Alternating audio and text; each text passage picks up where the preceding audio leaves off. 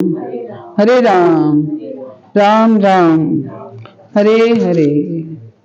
ओम अज्ञानतिमिरान्धस्य ज्ञानाञ्जनशलाकया चक्षुर्मिलितं येन तस्मै श्रीगुरुवे नमः।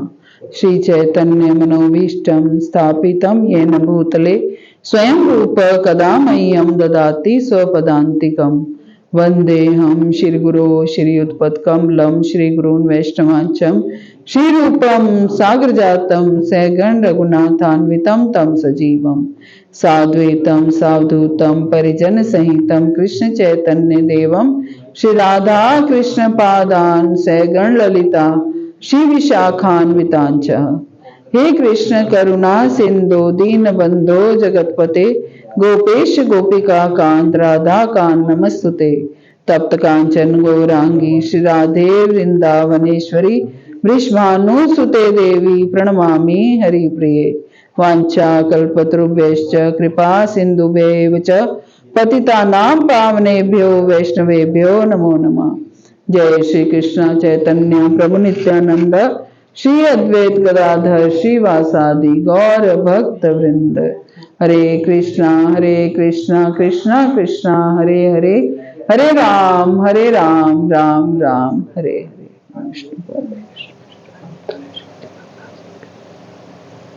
महाराज की जय। ओम नमो भगवते वासुदेवाय। ओम नमो भगवते वासुदेवाय। ओम नमो भगवते वासुदेवाय।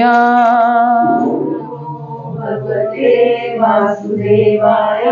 ओम नमो भगवते वासुदेवाय। भगवते वासुदेवाय। नारायणं नमस्कृत्य नरं चैव नरोत्तमा देवीं सरस्वतीं व्यासा ततो जयमुदीरये।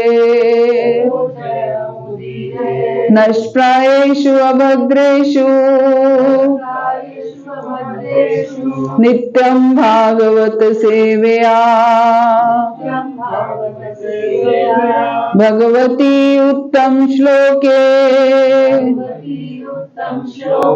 भक्तिर्भवति नैष्ठिकी। ग्रंथराज श्रीमद् भागवतम की जय। ग्रंथराज श्रीमद् भागवतम स्कंद 1 अध्याय 2 श्लोक संख्या 19 आज हम करेंगे।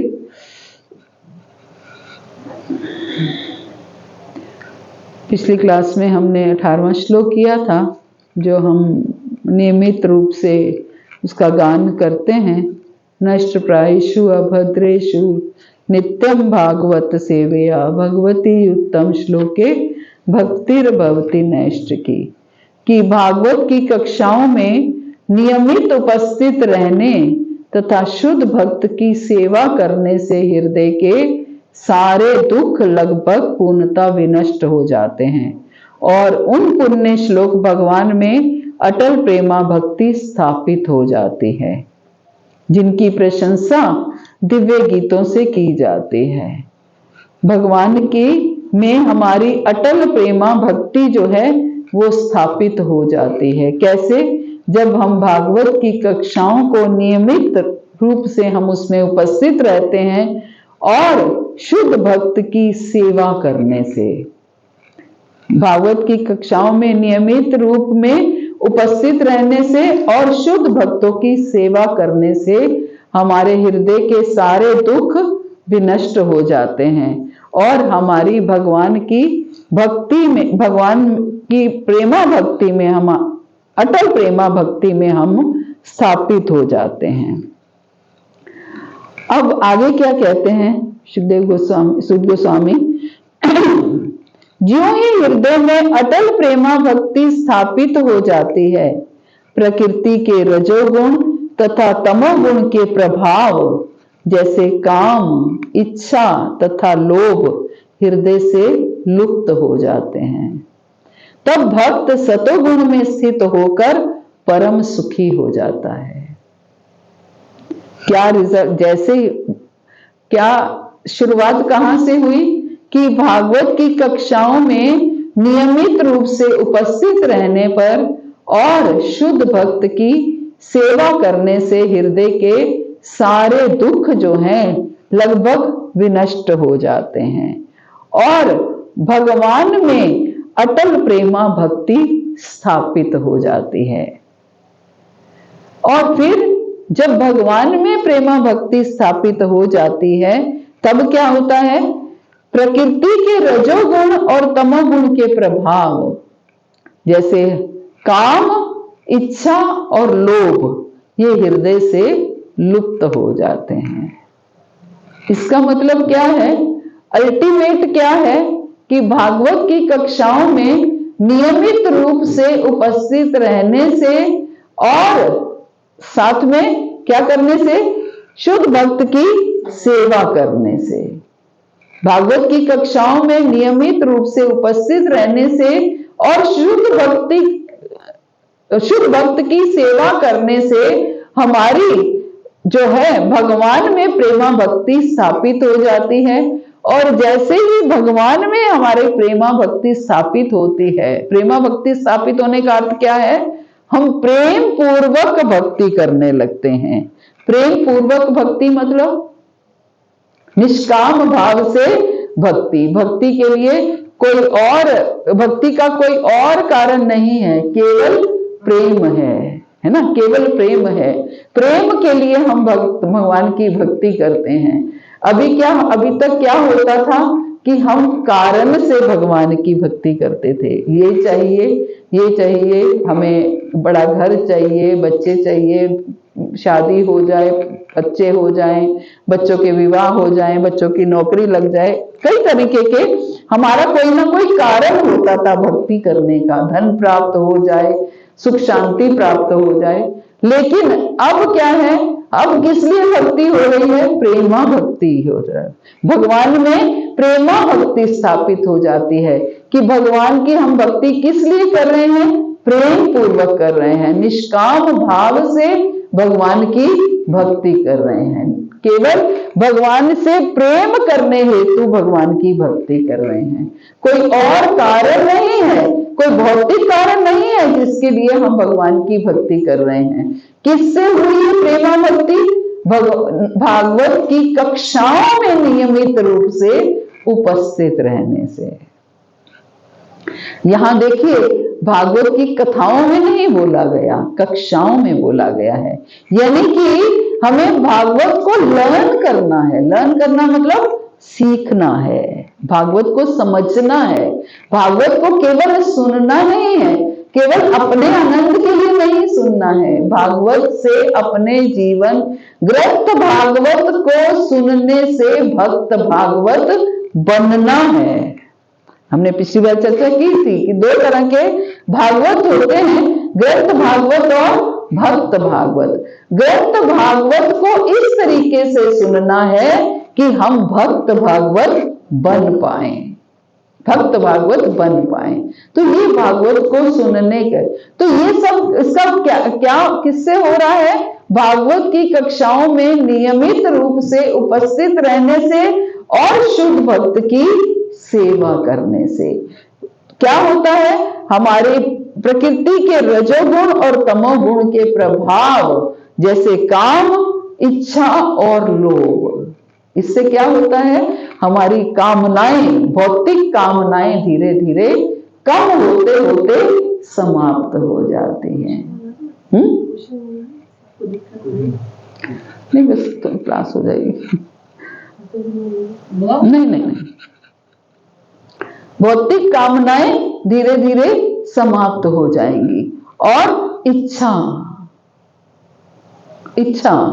भौतिक इच्छाएं, हमारा काम जो है वो एक तरह से काम विलास, जो हम भौतिक काम में फंसे रहते हैं, है ना, और हमारी इच्छाएं, भौतिक इच्छाएं और लोभ, ये धीरे धीरे समाप्त हो जाएगा।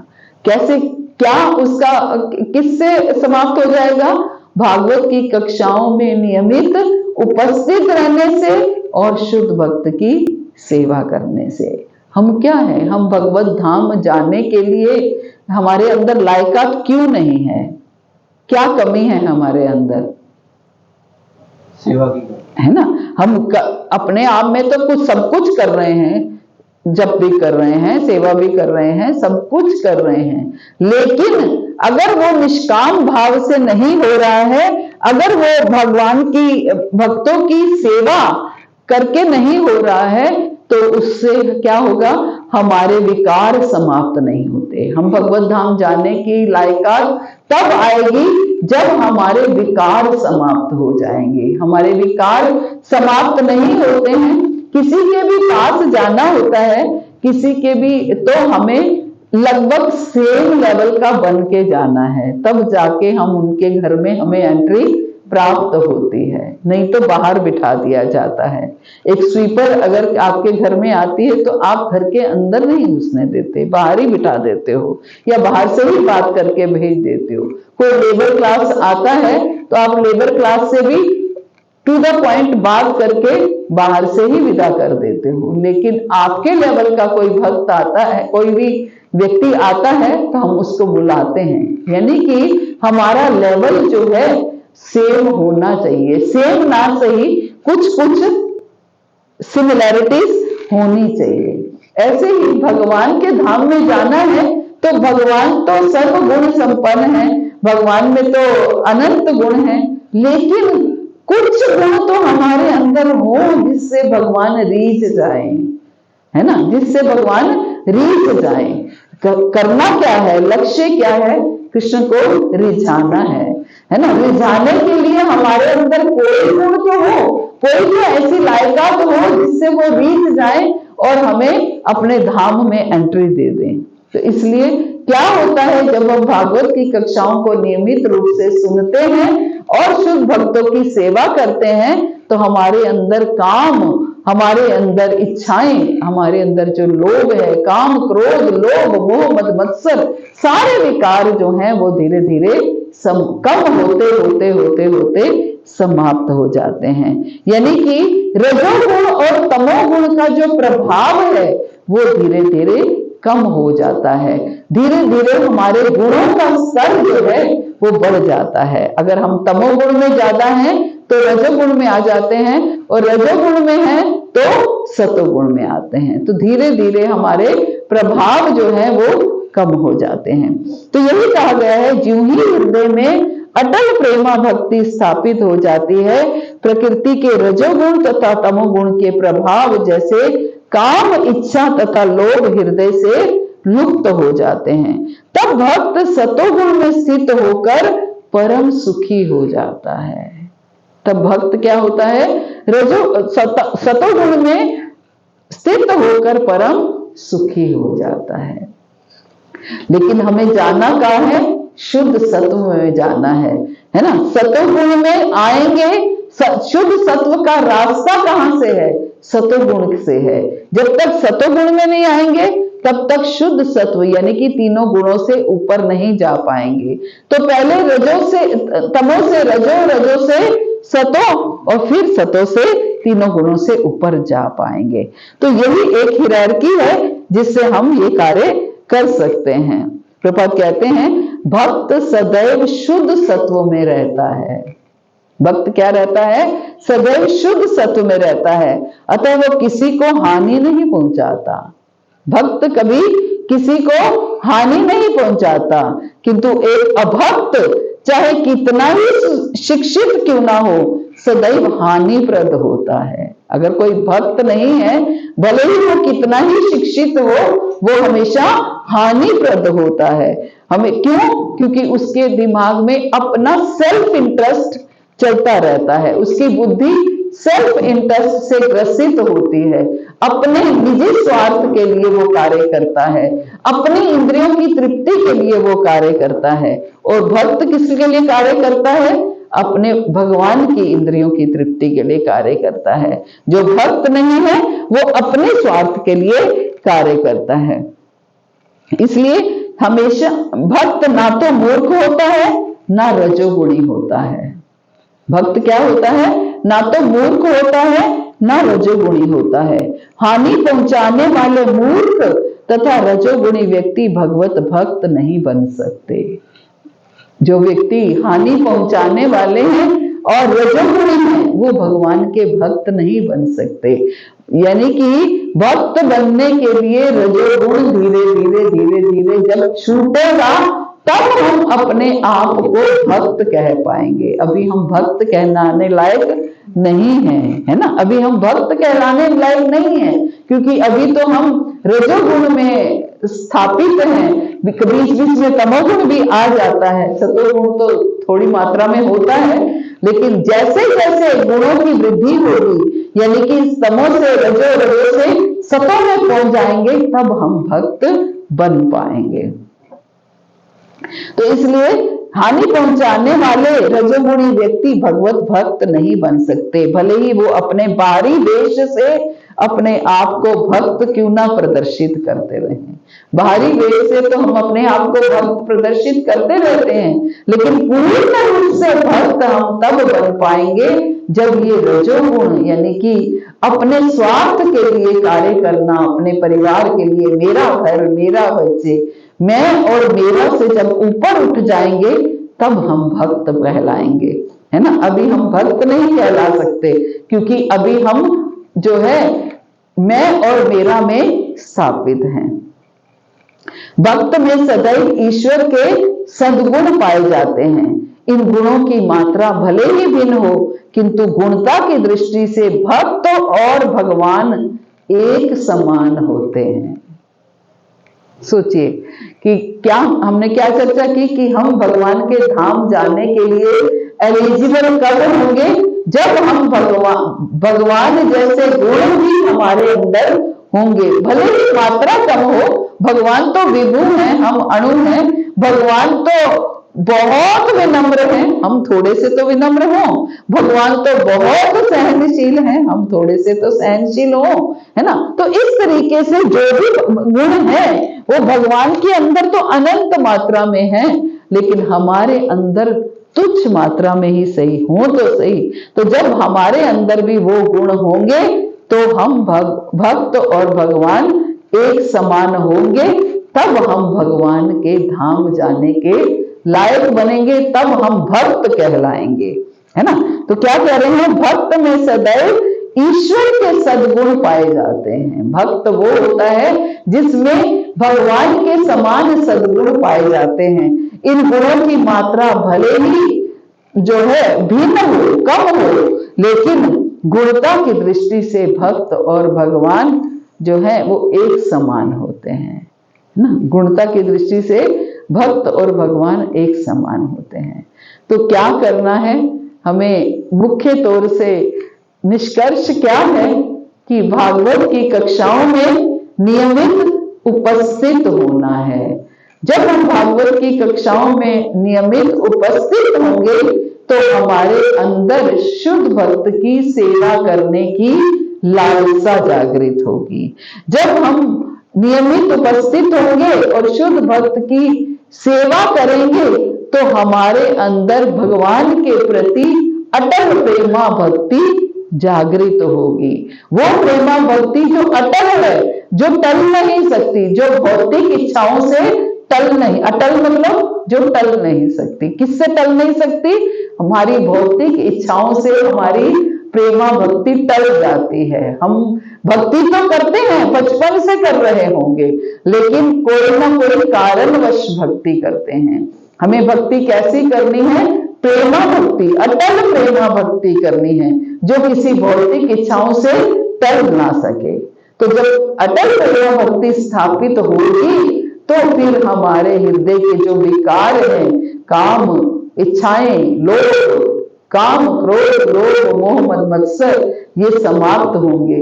और जब ये समाप्त होंगे, कम होते होते जब ये समाप्त होंगे तो हम भगवान के समान हमारे अंदर कुछ कुछ गुण आने शुरू होंगे। भले ही पूर्ण मात्रा में ना हो, लेकिन तुच्छ तुच्छ मात्रा में ही सही, लेकिन भगवान के समान गुण आने समाप्त होंगे। तो जब भगवान के समान गुण आने समाप्त होंगे तो हम भगवत धाम के जाने के लायक बन पाएंगे, है ना। तो ये एक हिरार्की। आगे क्या कहते हैं, इस प्रकार शुद्ध सत्व में स्थित होकर जिस मनुष्य का मन भगवान की भक्ति के संसर्ग से प्रसन्न हो चुका होता है, उसे समस्त भौतिक संगति से मुक्त होने पर भगवान का सही वैज्ञानिक ज्ञान प्राप्त होता है। जब व्यक्ति तमोगुण और रजोगुण भागवत की कक्षाओं में उपस्थित रहने से और शुद्ध भक्त की सेवा करने से हम तमोगुण और रजोगुण से ऊपर उठकर सतोगुण में पहुंच जाते हैं। तो इस तरह जब शुद्ध सत्व में, और सतोगुण से का अगला रास्ता क्या है, शुद्ध सत्व, यानी कि तीनों गुणों से ऊपर होना। तो इस प्रकार शुद्ध सत्व में स्थित होकर जिस मनुष्य का मन भगवान की भक्ति के संसर्ग से प्रसन्न हो चुका है। जब हम शुद्ध सत्व की स्थिति कौन सी होती है, जब हमें भौतिक संसार से अब कुछ लेना देना नहीं है। अब हमें केवल और केवल हमारा लक्ष्य भगवान की प्रसन्नता है। हम भगवान जो करते हैं भगवान की प्रसन्नता के लिए करते हैं। वो स्थिति शुद्ध सत्व की स्थिति है। सतोगुण की स्थिति क्या है कि हम भक्ति तो करते हैं लेकिन कभी कभी निष्काम कर लेते हैं, लेकिन बीच बीच में भौतिक इच्छाएं भी जागृत हो जाती है। मिक्स भक्ति होती है ना, भौतिक इच्छाएं भी होती हैं। लेकिन शुद्ध सत्व में केवल और केवल भगवान की प्रेम के लिए, भगवान को प्रसन्न करने के लिए, भगवान की इच्छाओं को पूर्ण करने के लिए हम भक्ति करते हैं, भगवान की इंद्रियों को संतुष्ट करने के लिए। तो इस तरह शुद्ध सत्व में स्थित होकर जिस मनुष्य का मन भगवान की भक्ति के संसर्ग से प्रसन्न हो चुका होता है, जब मनुष्य शुद्ध सत्व में आ जाता है तो उसका मन भगवान की भक्ति के संसर्ग में प्रसन्न हो जाता है। हर समय ब्रह्मभूत प्रसन्नात्मा, ना शोचती ना कांक्षती, प्रसन्न रहता है। ऐसा जीव हमेशा प्रसन्न रहता है जिसका लक्ष्य क्या है, केवल भगवान को प्रसन्न करना है, केवल भगवान की इच्छाओं की पूर्ति करना है, केवल भगवान की सेवा करना है, भगवान की इंद्रियों की तुष्टि करनी है। वो ऐसा मनुष्य क्या है, हमेशा प्रसन्न रहता है। ब्रह्मभूत प्रसन्नात्मा, ना शोचती ना कांक्षती, ना तो कोई शोक करता है और ना ही कोई इच्छा करता है। किसी तरह का कोई शोक नहीं करता, मुझे ये नहीं मिला, वो नहीं मिला, ये प्लॉट नहीं मिला, मेरी लॉटरी नहीं खुली, उसकी खुल गई, कोई उसको शोक नहीं होता। ना शोचती ना कांक्षती, ना कोई इच्छा होती है। तो जिस मनुष्य का मन भगवान की भक्ति के संसर्ग से प्रसन्न हो चुका होता है, उसे समस्त भौतिक संगति से मुक्त होने पर भगवान का सही वैज्ञानिक ज्ञान प्राप्त हो जाता है। सारी भौतिक संगति से वो धीरे धीरे भौतिक संगति धीरे धीरे छूटती जाती है। अभक्तों का संग धीरे धीरे अपने आप छूट जाता है। क्या होता है, हम बचपन में कोई मित्र बनाते हैं, हमें ऐसा लगता है हम तो इसके बिना रह ही नहीं सकते। कोई हमारी बेस्ट फ्रेंड है, हमारे बेस्ट फ्रेंड है, हम इसके बिना रह नहीं सकते। धीरे धीरे क्या होता है, जैसे जैसे हम बड़े होते हैं, हमारे कोर्सेज अलग अलग हो जाते हैं, तो क्या होता है, छूट जाते हैं कि नहीं छूट जाते? छूट जाते हैं। क्यों? क्योंकि हमारी दिशा अलग हो जाती है। जब हमारी दिशा अलग हो जाती है, जो कि एक समय में हमें ऐसा लग रहा था कि हम इनके बिना रह नहीं सकते, लेकिन फिर हमारी दिशा अलग हो जाती है तो वो छूट जाते हैं। ऐसे ही जब जो भक्त है उनसे अभक्तों का संग अपने आप छूट जाता है। क्यों? क्योंकि दिशा अलग हो जाती है। है ना, दिशा अलग हो जाती है। भक्त को हमेशा भक्ति के कार्य पसंद होते हैं, वो हमेशा भगवान की सेवा भक्ति में लगा रहना चाहता है। और जो भक्त नहीं है, भले ही मित्र है, वो कहेगा चलो मूवी देखने चलते हैं, चलो मॉल चलते हैं, थिएटर चलते हैं, भक्त को वो पसंद नहीं होगा तो क्या होगा, धीरे धीरे वो छूट जाएगा, है ना। अब भक्तों का संग धीरे धीरे छूट जाएगा, भले ही वो कितने ही प्रिय मित्र क्यों ना हो। तो यही कहा जा रहा है कि जिस मनुष्य का मन भगवान की भक्ति के संसर्ग से प्रसन्न हो चुका होता है, उसे समस्त भौतिक संगति से मुक्त होने पर भगवान का सही वैज्ञानिक ज्ञान प्राप्त हो जाता है, क्योंकि उसे भगवान समझ में आने लगते हैं, है ना, भगवान समझ में आने लगते हैं। तो इसलिए भगवान का वैज्ञानिक ज्ञान उनको समझ में आने लगता है, इसलिए बाकी सब छूट जाते हैं, है ना। विषया विनिवर्तन्ते निराहारस्य देहिना रसवर्जं रसोप्यस्य परम दृष्ट्वा निवर्तते। जब उत्तम रस की प्राप्ति हो जाती है तो हल्का रस अपने आप छूट जाता है। अभी तक वो हमारे मित्र थे, हमारे टाइम पास के साधन थे, हमारे मन के दुख व्यथा सुनने के वो साधन थे। अब क्या है, हमारे मन की दुख व्यथा, हमारी कथा कहानियां सुनने के लिए हमारे ठाकुर हैं। तो इसलिए हमारी सारी जो है वो सब छूट जाते हैं, है ना। भगवान कहते हैं मनुष्याणाम सहस्रेषु कश्चित यतति सिद्धे यततामपि सिद्धानाम कश्चित मां वेति तत्वता। कोटि कोटि मनुष्यों में, हजारों सामान्य मनुष्यों में से कोई एक भाग्यशाली होता है जो जीवन की सिद्धि को प्राप्त करता है। अधिक तो क्या ऐसे भाग्यशाली हम क्यों नहीं बन सकते, है ना। हम सब भी बन सकते हैं। जब हमें भगवान के बारे में पता चला, भगवान की भक्ति के बारे में पता चला, भगवान के भक्तों के बारे में पता चला, भगवान के शास्त्रों के बारे में पता चला, शास्त्रों के श्रवण का महत्व पता चला, भगवान के भक्तों की सेवा का महत्व पता चला, तो हम क्यों नहीं ये सब कर सकते। हम भी अवश्य कर सकते हैं, बस केवल हमारा दृढ़ निश्चय होना चाहिए, है ना। हमारा दृढ़ निश्चय हो जाना चाहिए। इसलिए हम अगर दृढ़ता से सोचेंगे, दृढ़ता से इस बात को समझेंगे कि हमारे जीवन का लक्ष्य क्या है और हमें उस लक्ष्य को कैसे प्राप्त करना है, तो हम अवश्य इस राह को मजबूती से पकड़ लेंगे।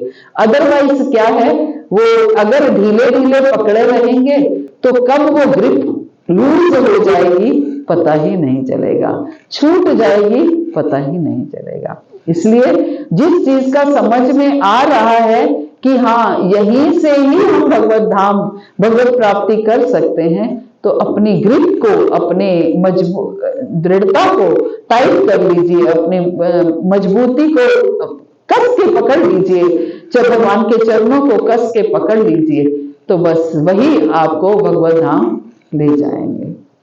हरे कृष्णा। शिल प्रपात की जय, गुरु महाराज की जय, आप सब भक्तों की जय। माता जी, जब भक्ति करते करते जो एक भक्त आत्मनिवेदन की स्थिति में पहुंचता है, तो तभी वो शुद्ध सत्वगुण में पहुंचा हुआ माना जाएगा। बिल्कुल बिल्कुल। जब वो पूर्ण रूप से समर्पित हो जाता है, भक्ति कर अनुकूल से संकल्पा प्रतिकूल से वर्जनम, अपनी भक्ति के अनुकूल चीजों को वो हमेशा धारण करता रहता है, भक्ति की प्रतिकूल चीजों का त्याग करता रहता है।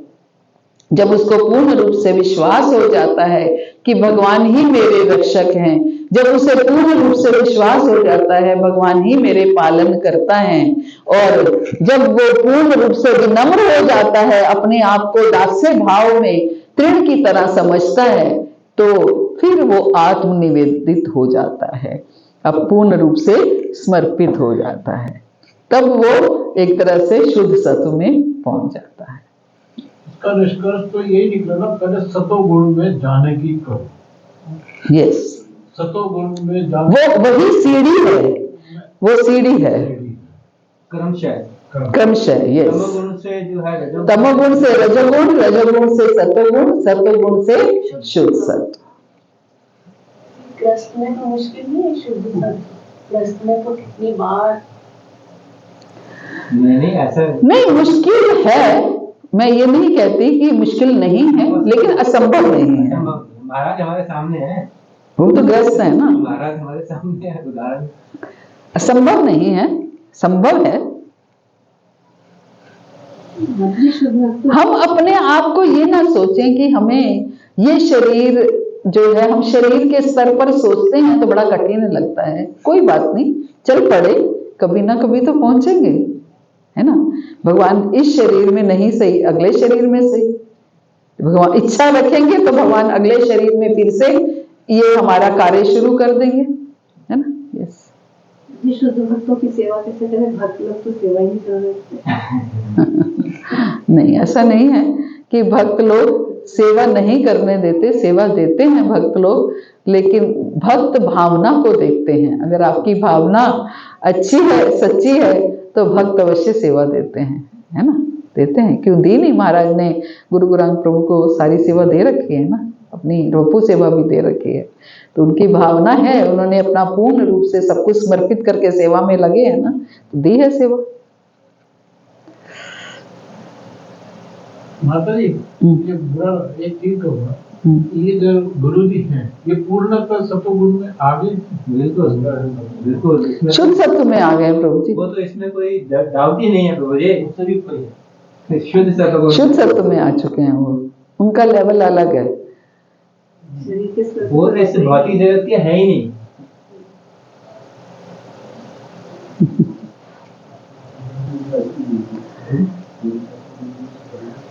चलिए, वांछा कल्पतरुभ्यश्च कृपा सिंधुभ्यैव च पतितानां पावनेभ्यो वैष्णवेभ्यो नमो नमः। अनंत कोटि वैष्णव वृंद की जय, जगत गुरु शील प्रभुपाद की जय, परम करुणामय गुरु महाराज की जय, आप सब भक्तों की जय। हरे कृष्णा। धन्यवाद।